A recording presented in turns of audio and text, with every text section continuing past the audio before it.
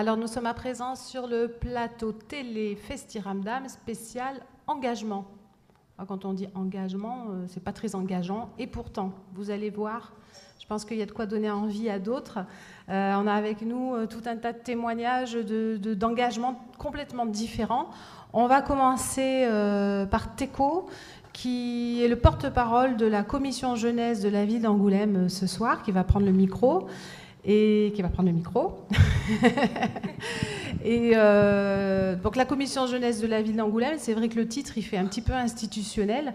Donc l'idée, la Teco, ça serait que tu nous expliques de manière plus concrète qu'est-ce que c'est s'engager dans la commission jeunesse de la ville d'Angoulême. Bonsoir tout le monde.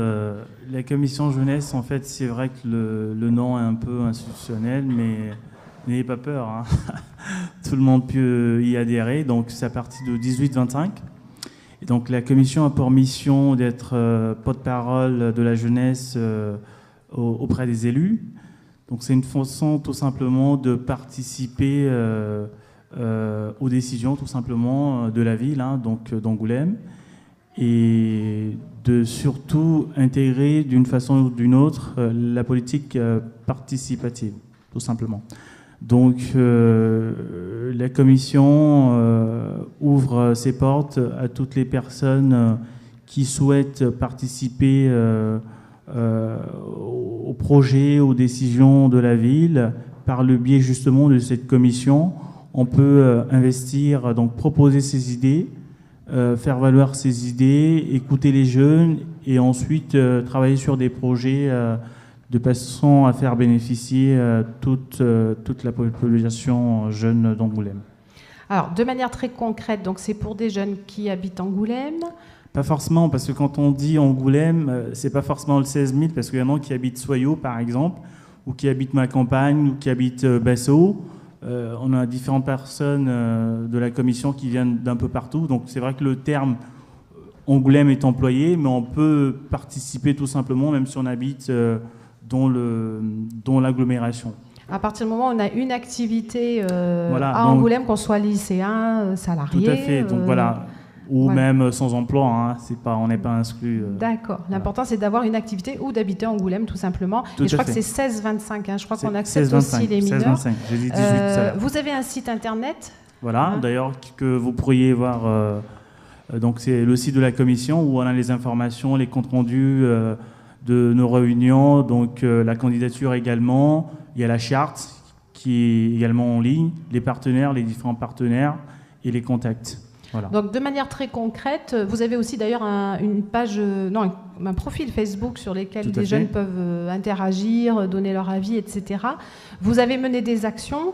Donc, quelles ont été les actions? Par exemple, je sais que vous êtes intervenu sur le festival Musique Métis. C'était pour faire quoi? C'est pour informer les jeunes, tout simplement. Notre mission, c'est vraiment ça. Ça a pour vocation d'informer les jeunes sur ce qui est faisable, donner l'information surtout, et qu'au final, de tous réagir, de tous ensemble trouver une solution justement pour, s'il y a des choses à faire, de faire ensemble. Oui, je crois donc c'était du coup de demander aux jeunes les points forts, les points faibles d'Angoulême pour les jeunes. Donc c'était le début d'une enquête qui se continue aujourd'hui d'ailleurs. Donc on fait un appel à tous les jeunes qui le souhaitent de donner leur avis sur les points forts et les points faibles d'Angoulême pour la jeunesse. Voilà. Et vous avez eu une action très très concrète il y a très peu de temps. Le 4 octobre dernier. Oui, alors c'était quoi? Donc ça a été organisé sur la place des Halles. Et donc, concrètement, c'était pour accueillir les étudiants tout simplement de la ville d'Angoulême. Donc, partager avec eux, parce que ça servait un peu pour un lieu de rencontre pour tous ces étudiants. Et donc, même ceux qui n'étaient pas étudiants sont quand même venus faire la fête avec nous, et ça s'est très bien passé. Donc, voilà. Vous avez également les images sur notre site, sur notre page Facebook et sur le site de la commission jeunesse. Donc c'était la soirée d'accueil des étudiants d'Angoulême. Je pense qu'il y a eu il y a eu 700 quand même participants à cette soirée. Et finalement, peut-être que certains ne savaient pas que c'était la commission jeunesse de la ville d'Angoulême qui avait souhaité cette soirée pour accueillir les nouveaux arrivants sur la ville. Lors de cette soirée, il y avait la présence de Festi Santé. Et là, je m'adresse à Anaïs. Donc, Festi Santé, c'est un collectif de bénévoles qui est, je le sais, encadré par le Centre Information Jeunesse. Mais concrètement, ça veut dire quoi, faire Festi Santé sur une soirée comme la soirée accueil des étudiants? Tout simplement, Festi Santé, donc c'est un collectif de jeunes qui ont souhaité s'investir dans le domaine donc justement de la santé, parce que ici ça consiste à informer et faire de la prévention, donc bien expliquer aux gens à quoi servent les outils de prévention que nous distribuons à chaque mission. Également, ça nous sert aussi donc bien sûr à informer les gens, mais également à les écouter, parce que ça fait aussi partie de la mission. Quelqu'un qui est engagé, ce n'est pas uniquement engagé sur la mission pour faire de la distribution et de la communication, c'est également être à l'écoute du public, surtout du plus jeune qui est toujours en recherche comme ça d'informations. Alors ça paraît très sérieux quand tu le dis comme ça, mais je pense que là vous êtes à la recherche de nouveaux bénévoles qui aiment aussi le milieu festif, qui ont envie un petit peu de participer à la fête, mais on va dire d'une manière positive. Donc je pense que vous faites aussi des animations sur votre espace, où vous faites des maraudes, vous allez vers les gens de manière plus concrète. Qu'est-ce que vous faites comme animation? Alors tout simplement, donc sur le stand, nous avons un parcours avec des lunettes à simulation de taux d'alcoolémie. Il me semble que c'est 1 ou 1,5 g d'alcool dans le sang, ce qui est important. Après, nous avons donc un système où nous sortons toujours en binôme ou trinôme. Et à partir de là, nous avons donc un sac avec la documentation, avec un petit peu de documentation et surtout beaucoup de matériel de prévention. C'est quoi du matériel de prévention? Nous, notre matériel de prévention, donc concernant tout ce qui est nuisance sonore, c'est bouchons d'oreille. Tout ce qui est concernant les conduites sexuelles à risque, c'est distribution de préservatifs masculins et féminins. Et également de gel lubrifiant. Et après, en fin de soirée, nous avons donc les éthylotests que nous distribuons jusqu'à cette année. Cette année, on a une petite révolution, c'est qu'on a une borne qui nous permet de réaliser les tests, mais ça, par contre, ça se fait au stand. D'accord. Alors, on va laisser la parole à Amandine du Centre Information Jeunesse, parce que je disais donc qu'on est toujours à la recherche de bénévoles pour participer à Festi Santé. Mais finalement, être bénévole à Festi Santé, on ne le devient pas comme ça du jour au lendemain. Est-ce qu'il y a une préparation? Comment on s'y retrouve? Alors, toute personne qui est majeure, c'est quand même une condition sine qua non, c'est d'être majeur, peut devenir bénévole. On prend tout le monde maintenant. Pas que des jeunes, donc. Pas que des jeunes. On peut aller, on va dire, de 18 à 77 ans. On va dire à peu près comme ça. Et chaque bénévole, on leur propose des formations. Donc 2 formations au préalable, qui est une formation sur tout ce qui est conduite à risque, que ce soit sexuel, auditif ou alcoolémie, et ensuite une formation sur tout ce qui est la relation, comment engager la conversation, donc avec 2 partenaires. Et ensuite, on propose aux bénévoles qui donc participent à ces actions-là, notamment le stage au premier secours. Voilà, afin de aussi, parce qu'ils donnent du temps, donc qu'ils aient une contrepartie aussi un petit peu de leur temps donné. Donc les gens qui ont besoin du PSC, on leur fait passer. On est en train de voir aussi ce qu'ils ont besoin peut-être comme autre formation dans le cadre de ces actions-là. Et on va essayer de mettre ça en place. Donc aujourd'hui, on est toujours à la recherche de bénévoles, parce que plus on a de bénévoles, moins ils sont sollicités, parce que plus on peut faire de tournées de personnes sur les festivals. D'accord. Donc, on utilise notamment au Centre Information Jeunesse le passeport du bénévole pour valoriser cette mission de bénévolat, que ce soit sur Festi Santé ou des missions de bénévolat sur d'autres associations ou d'autres actions. Ça consiste en quoi, ce passeport du bénévole? Alors, ce passeport du bénévole, déjà, on le fournit gratuitement. Ce qui est important, parce qu'il a quand même un coût sur d'autres structures. Et il permet, ce passeport, donc, de regrouper toutes les missions bénévoles que le bénévole fait, que ce soit chez nous ou dans d'autres structures, qui valident les formations qu'il a faites dans le cadre de son bénévolat, les heures de bénévolat qu'il a données, et il est valorisé au niveau de Pôle emploi, donc c'est-à-dire qu'on peut mettre ces actions-là dans le cadre de notre CV, et également valorisable dans le cadre de validation d'acquis d'expérience, on va dire pour des gens qui souhaitent travailler après ou se réorienter ou faire une validation d'acquis, c'est utile. Donc il est important de le dire. Et même si ils ne souhaitent pas ils sont bénévoles dans d'autres associations, mais pas chez nous, dommage pour eux, mais ils peuvent quand même venir chercher le passeport chez nous, on leur fournit. D'accord.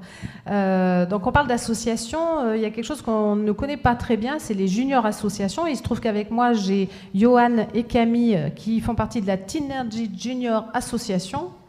Hein, ça, c'est up là comme nom. C'est quoi cette Teenergy Junior Association? Ça existe depuis quand? Alors c'est assez récent, ça date juin on va dire, on a reçu l'habilitation. Et donc oui, c'est assez récent, et Teenergy en fait, c'est un mélange du mot jeune on va dire, et du mot énergie, donc ce qu'on veut retransmettre en fait. D'accord. Et vous êtes basé où exactement? Où est-ce qu'on vous trouve? Vous n'êtes pas sur Angoulême, je crois. Non, mais alors nous, après, on est sur l'île d'Épagnac, notre siège est à l'île d'Épagnac, mais après, on agit sur le Grand Angoulême, on va dire, mais sur les 4 communes, donc ça va être Magnac, Rueil-sur-Tour, l'île d'Épagnac, voilà. D'accord. Toi, tu en es le président, et toi, alors, tu fais quoi dans cette association?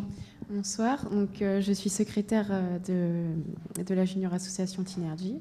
D'accord, donc comme une vraie association, il y a un président, une secrétaire, oui, une trésorière, il y a des personnes derrière aussi moi, voilà, qui en font partie. Et donc vos actions et vos projets, alors vous avez peut-être fait déjà des choses, vous avez peut-être des projets à venir. Qu'est-ce que tu avais envie de nous dire là? On a déjà réalisé un projet, donc on a participé aux Braconnades le 12 mai. Donc comme Johan est un DJ, il a pu montrer son talent. On l'a vu tout à l'heure aussi, on l'a vu à la soirée à l'accueil des étudiants, donc c'est notre DJ attitré, Johan. DJ Artwork, Johan. Et donc, on a d'autres projets concernant plutôt de la solidarité. Donc, peut-être aller réaliser un spectacle pour les enfants malades dans les hôpitaux. Et donc, on est en collaboration avec le CIVI Enfance Jeunesse. Parce que vous êtes tous mineurs là. Oui, voilà. Parce que CIVI Enfance Jeunesse, je crois que c'est pour quel âge en fait? Alors, le CIVI Enfance Jeunesse, c'est 5 communes en fait, qui se sont réunies pour créer une crèche, des animations quartier, un centre de loisirs. Oui, on ne va pas tout dire, mais c'est plutôt jusqu'à 17 ans. Ça va de 3 ans à 17 ans, donc c'est assez large. Et donc, on réalise des projets avec le CIVU. On a déjà construit un spectacle d'ombre chinoise dans l'espace solidarité de musique métisse. Donc là, la Junior Association, elle n'était pas encore créée, donc ça nous a donné en fait envie de réaliser d'autres projets dans une structure d'association. Voilà. D'accord. Ensuite, je me tourne vers Parcours parce que le groupe de Parcours d'Angoulême, vous n'êtes pas en association? Bonjour. Non, on n'est pas en association pour l'instant. Pour l'instant, on est juste un groupe d'amis qui ont fait du parcours dans la ville. Depuis 3 ans environ, on s'est regroupés il y a 3 ans, mais on en faisait chacun de notre côté, tout seul, et puis on a eu cette idée. C'est venu petit à petit, et maintenant, il y a de plus en plus de monde qui viennent dans notre groupe. Donc, comme quoi, on peut avoir des initiatives sans forcément monter une association. Enfin, tout est possible, c'est à géométrie variable. Hein. Mais on vous a vu plusieurs fois aujourd'hui, on a compris ce que c'était que le parcours, finalement. Sauf que là, on a vu tu as expliqué tout à l'heure. Ce qu'on voyait, c'était du freerun. Freerun. Voilà. Le parcours, ça, c'est en ville, c'est vraiment se déplacer, utiliser le mobilier urbain, etc. Oui, le parcours, en fait, c'est aller d'un point A à un point B en utilisant le mobilier urbain pour aller le plus vite possible et le plus fluide possible. Mais je crois que vous n'êtes pas très bien vu par tout le monde quand vous sautez partout sur les murs comme ça. Bon, effectivement, il y a plusieurs personnes qui pensent que ce qu'on fait, c'est plutôt un sport de voyous. Comme on l'a montré, ça s'est médiatisé grâce au film Yamakasi. Donc là, c'est des jeunes de banlieue qui volent des gens et qui vont de toit à un autre. Ah oui, finalement, ça a fait une mauvaise publicité, ce film. Voilà, donc ce film a vraiment fait une mauvaise publicité et on se charge, nous, de changer cette vision des choses pour montrer que c'est carrément autre chose, une autre philosophie. C'est un art de vivre, un travail moral et physique. Alors je tenais à dire, Germain fait partie aussi de la commission jeunesse. Oui. Hein, et puis il y a un autre membre, je crois, du groupe Parcours, voilà, qui est derrière nous. Je ne me rappelle plus ton prénom. Dob. Ok. Tom, excuse-moi, j'entends pas tout. Et donc voilà, je crois que l'idée, en étant membre de la commission jeunesse, c'était de faire passer ce message aussi, d'essayer de l'amener à la ville pour dire, bon, ouais, effectivement, peut-être c'est impressionnant ce qu'on fait là, vous avez l'impression que c'est dangereux, etc. Il ne faut pas que tout le monde le fasse, on est bien d'accord, hein, on voit des images là-bas, ne le faites pas tous, il faut être entraîné. Donc vous vous entraînez. Oui. Donc vous êtes des gymnastes, on peut dire quand même. On est des gymnastes de rue, donc enfin c'est pas vraiment le mot gymnaste parce que bien sûr gymnaste c'est le côté figure, le côté freerun de la discipline. Et si on parle du parcours, on s'entraîne, c'est vrai qu'on s'entraîne plusieurs fois par semaine. On a un entraînement intensif, on est à se préparer. Si on veut faire un saut qui peut paraître dangereux, on le prépare longtemps à l'avance. On le fait plusieurs fois. Tout va. Il n'y a pas de secret, c'est que de l'entraînement. D'accord. En tout cas, nous, on vous a fait venir, donc c'est qu'on apprécie ce que vous faites. Voilà. Je me tourne vers maintenant une autre forme d'engagement qui est le volontariat. Alors là aussi, c'est comme la commission jeunesse, c'est un mot qui fait un petit peu peur, devenir volontaire, faire du service civique, c'est pas le service militaire. Non. Non, d'ailleurs, je vois qu'il y a une fille. Il y a une fille, donc il faut savoir que sur 12 personnes pour la nouvelle promotion, on est d'horizons différents. Mais alors vous êtes volontaire auprès de quel organisme? Alors moi je suis volontaire donc en service civique, mais pour l'association Unicité, qui est donc une antenne qui est partout en France et qui a ouvert ses portes en juin sur Angoulême. Donc, et concrètement, vous faites quoi dans votre volontariat alors? Eh bien, on est là pour accompagner les associations. Donc mettre nos projets à l'appui et nous on travaille sur le groupe Vitaminé. Donc on est là, on travaille sur le mieux manger et mieux bouger. Donc dans les écoles, dans les maisons de retraite. D'accord, donc vous intervenez, pas Unicité, on va dire l'organisme qui vous a accueilli pour faire du volontariat, mais vous avez des missions dans des organismes différents finalement avec Unicité. On a des missions comme il y a 2 semaines à Emmaüs, à la Couronne. D'accord. Donc on est parti faire du désherbage pour accueillir justement les compagnons. Alors c'est quoi la différence entre être volontaire et être bénévole? Eh ben, je vais laisser ma collègue parler un peu. Donc, oui, ben voilà, c'est elle qui va nous expliquer parce que vous faites ça bénévolement, être volontaire. Disons qu'avant tout, être volontaire, ça vient de nous, ça vient de l'intérieur. C'est quelque chose qu'il faut qu'on souhaite réellement.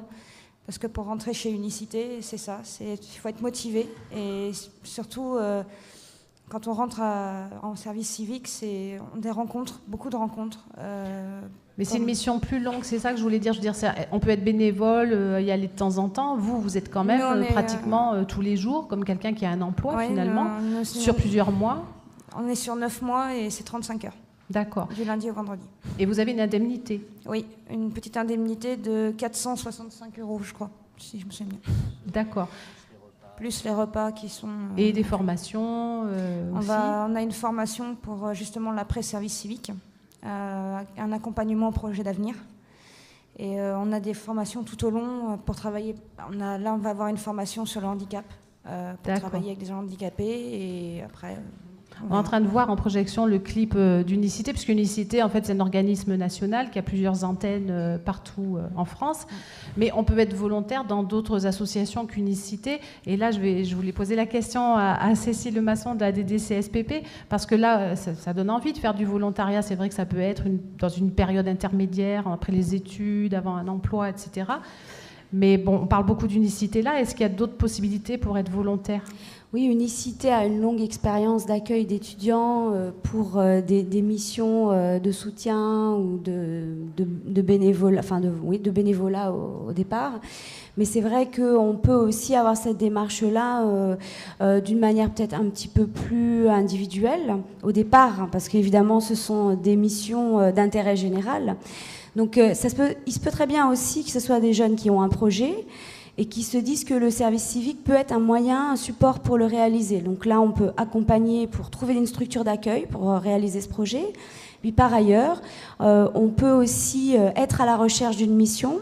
Là, on s'inscrit sur le site, alors c'est www.service-civique.fr. .gouv.fr. Et là, il y a un site qui permet d'identifier tous les services civiques potentiels et toutes les offres. Et on peut faire un service civique dans une association, dans une ONG, dans un établissement public. Il y a également la gendarmerie et la police qui font les services civiques. Et ça peut même être à l'étranger. Donc en fait, la recherche, le plus simple en fait, c'est de prendre contact. Donc chez nous, à la DDCSPP, donc il y a un service de l'État puisque c'est un dispositif national de l'État, auprès de la collègue qui s'occupe du service civique, et elle fera l'accueil, elle fera la mise en relation s'il y a besoin. D'accord. Donc là, en projection, on voit effectivement le site service civique. On peut choisir par région, par type de projet. Il se trouve qu'au Centre Information Jeunesse, on accueille aussi des services civiques. Quand on dépose une annonce sur le site de la service civique, donc une mission, une proposition de mission, nous on est toujours très étonnés du nombre de candidatures. Je crois que là on avait un poste possible et on a eu 30 candidatures, et des jeunes qui même souhaitaient venir même de loin, c'est-à-dire c'est pas forcément chercher une mission près de chez soi, c'est aussi aller là où ça nous intéresse, et du coup faire vraiment une mission proche de ces valeurs et de ces projets. Je pense qu'il y a une montée en puissance du service civique, d'abord parce qu'il y a une aide financière, donc ça apporte aussi une sécurité de la part des jeunes qui sont en service civique.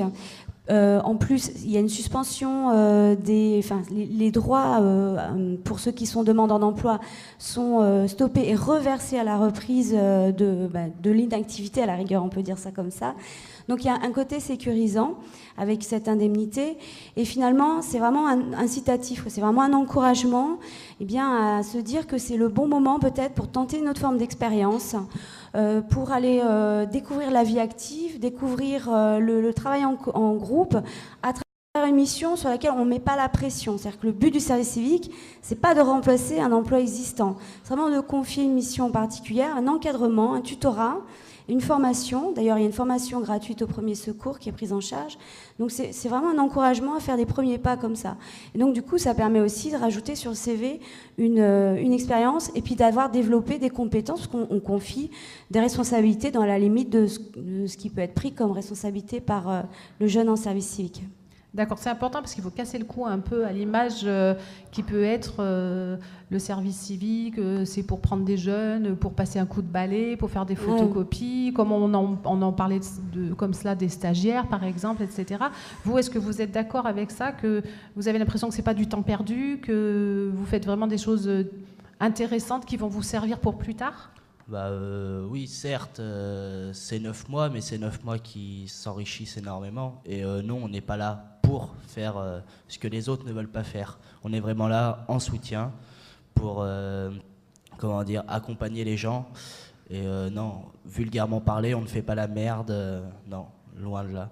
Non, mais c'est bien de le dire. Et c'est bien que ce soit des jeunes qui le disent, parce que on a parfois des échos de témoignages d'associations un peu étranges.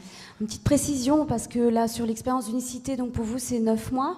Donc ça peut être 6 mois aussi, 12 mois. Donc voilà, ceux qui préfèrent une mission courte ou une mission longue, il y a plusieurs possibilités. D'accord. Et donc j'ajouterais que, en ce qui concerne les missions, les organismes qui habilitent les offres sont très très vigilants sur le fait que ça ne vienne pas exploiter les jeunes qui vont là-dessus. D'accord.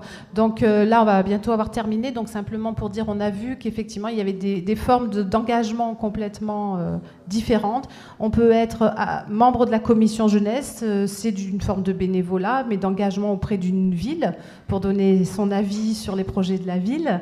On peut être bénévole, que ce soit Festi-Santé ou d'autres associations.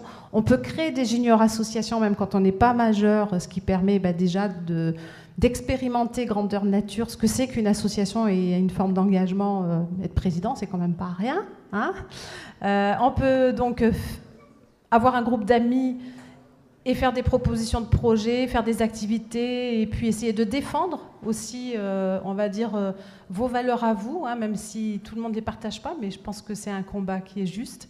Et être volontaire, enfin voilà, je trouve que ce qui était intéressant là, c'est de vous avoir tous avec ces témoignages très différents. Je vous remercie beaucoup. Et donc, il y a un bar de l'engagement, justement, où on peut appeler les uns et les autres à aller rencontrer les membres de la commission jeunesse qui tiennent le bar, Et pourquoi pas poser candidature pour participer. Festi-Santé aussi est au bar, et je crois qu'Unicité va tourner par là. Et puis Parcours, ils sont partout. Donc ils sont très faciles à trouver pour ceux qui voudraient participer avec eux à faire bouger Angoulême. Voilà, merci à tous, et pour moi c'est terminé. Merci.